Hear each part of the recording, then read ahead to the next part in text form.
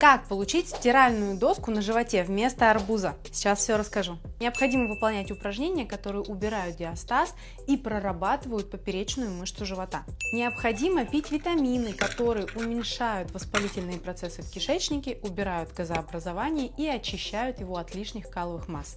Необходимо составить лимфодренажное меню, которое будет убирать не только жир, но и отеки. Необходимо прийти на мой вебинар «Секреты плоского живота» и узнать подробнее о этой системе. Пиши в комментариях слово «живот», и я тебя зарегистрирую.